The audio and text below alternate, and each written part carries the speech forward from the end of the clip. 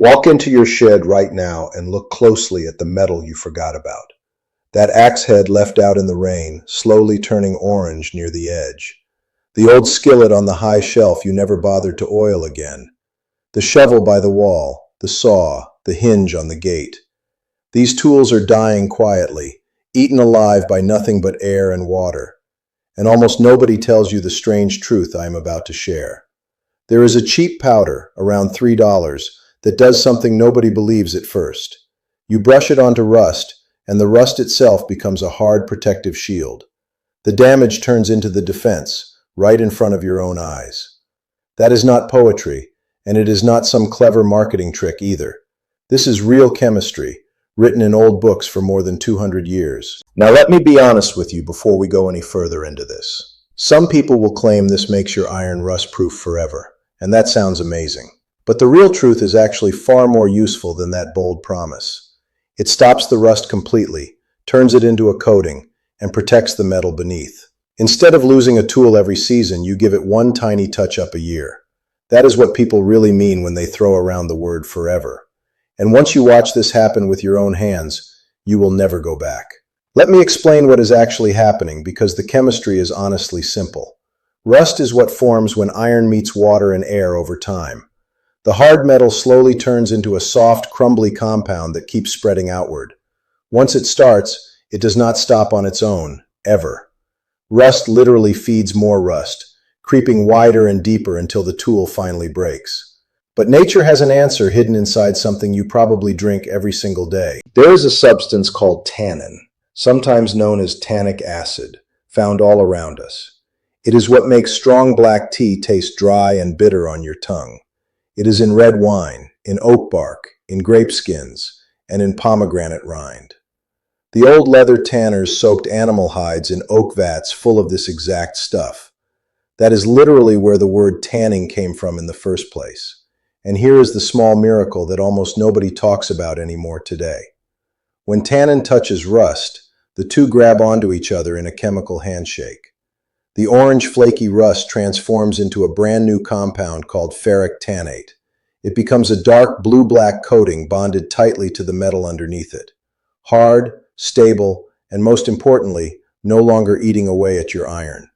The very rust that was destroying your tool becomes the seal that saves it. And I want you to know this is not some made-up country legend. A French chemist wrote this down clearly all the way back in 1813. Museums that restore ancient iron artifacts use this exact same method even today. The military has tested it, and peer-reviewed papers spell the whole thing out plainly. The same coating protecting a 1,000-year-old sword for the next century, you can mix at home. That dark color on antique iron porches that lasted 300 years, that is ferric tannate. The near-black ink in medieval Bibles that held color for 800 years, same chemistry. Tannin and iron have quietly protected each other longer than anyone alive can remember. Most people were simply never told the name for it. That is the only difference. Now I owe you the honest truth about what this actually works on. Some folks will swear it works on any metal you own, but that is wrong. The plain truth is that this only works on iron and steel, nothing else. Tannic acid only does its handshake with iron because that is what rusts orange. So your axes, knives, hatchets, cast iron pans, truck frames, and hinges all qualify. Your wheelbarrow, your toolbox, your nails, your old farm machinery, all fair game. But it does nothing on aluminum, brass, copper, zinc, or stainless steel at all. Those metals corrode differently, and the tannin has absolutely nothing to grab onto. So reach for this only when you are treating honest iron and steel. Let me show you exactly what to buy, because the list is short and cheap. First, food-grade tannic acid powder, the main ingredient, found easily online anywhere. A small bag costs around $3 to $5 and lasts most people for years. Second, a small jar of phosphoric acid, which the hardware store calls naval jelly. This helper makes the conversion faster, deeper, and turns leftover rust into a second protective layer. Together they work far better than either one ever could alone. Third, distilled water. Never tap water because tap water carries minerals that actually feed rust. A gallon at the grocery store costs around $1. You will also want a foam brush, steel wool, gloves, and safety glasses. The phosphoric acid is a real acid, so please respect it and protect your skin. The whole shopping list costs maybe $5 or $6 total. Mixing it is honestly simple, so do not overthink this part at all. Pour about half a cup of warm distilled water into a clean plastic cup. Stir in roughly 1 level teaspoon of the tannic acid powder until it dissolves. The water will darken to the color of strong black tea, and that is perfect. Then stir in about a teaspoon of the naval jelly phosphoric acid.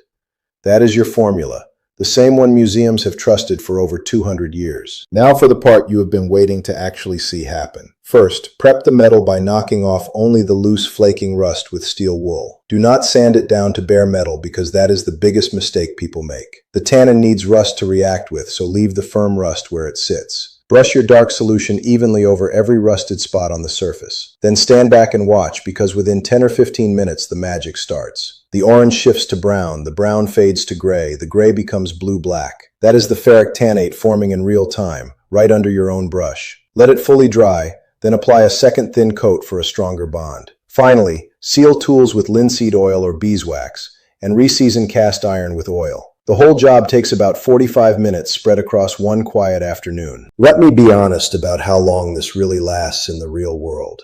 For normal weather and regular use, the coating holds strong for many years easily. For tools living outdoors all year, just do a quick 20-minute touch-up yearly. The only real enemy here is salt, near the ocean or on winter roads. Salt eats through every kind of protection, not just this one, so expect faster wear. But that is the nature of salt, not a flaw in the tannin itself. Now here's the part that honestly bothers me the most about all this. That $3 bag does the exact same job as a $15 branded jar. Go read the label on that expensive rust converter at the store sometime. You will see those same two words, tannic acid and phosphoric acid, right there. So why does this happen, you might be quietly asking yourself right now. The simple answer is this. There is no profit in selling a cheap solution that lasts years. There is steady money in selling you a small bottle every spring and every fall. No company will ever run an ad telling you to just buy the raw ingredient. So the plain bag sits on a forgotten shelf while everyone walks right past it. This is not some grand conspiracy with a villain hiding in the shadows somewhere. It is simpler than that. A system that profits when you stay in the dark. The knowledge of old blacksmiths and tanners simply stopped being passed down quietly. The bag has been sitting there the whole time, just waiting for you. So here is exactly what I want you to do this week, my friend. Order a small bag of food-grade tannic acid online for a few dollars. Grab some naval jelly and a gallon of distilled water on your next errand. Then find the rustiest piece of honest iron you have been ignoring for years. Mix the formula, brush it on, and watch that orange slowly turn deep blue-black.